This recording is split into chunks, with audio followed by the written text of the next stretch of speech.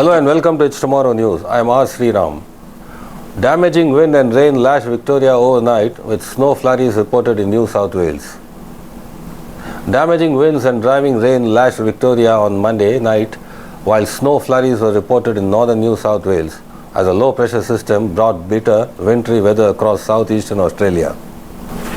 The Victorian State Emergency Services fielded more than 300 requests for assistance overnight as strong winds and rain hit the state, felling trees, damaging dwellings and flooding low-lying areas and river catchments.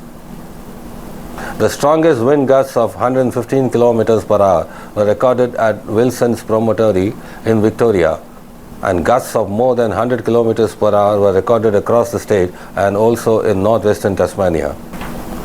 The Victorian State Emergency Services said it fielded 129 calls regarding fallen trees, including a tree falling on a house in the outer East Melbourne suburb of Fenny Creek late on Monday night. Ambulance, police and fire brigade units also attended the scene and assisted with helping people from the building. A car was trapped in floodwater in southeastern suburb of Oakleigh. The State Emergency Services had 78 calls for emergency assistance with building damage and 77 for flooding on Monday night and Tuesday morning.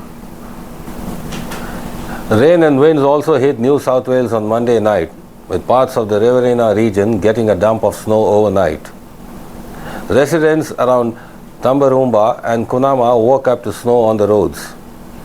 The wind was also strong in Illawarra region of New South Wales with gusts of over 80 km per hour in Nowra and Wollongong.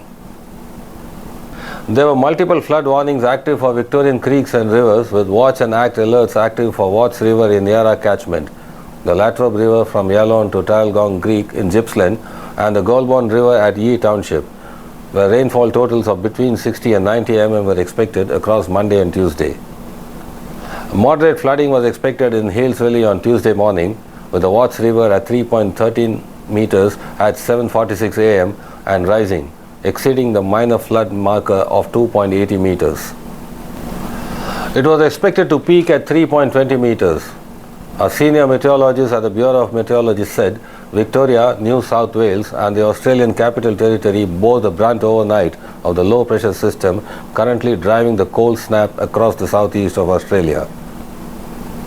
That's all for now. For more weather news updates, stay tuned with us on It's Tomorrow News. For more global weather updates like this, subscribe to our channel and hit the bell icon for regular updates. Thank you.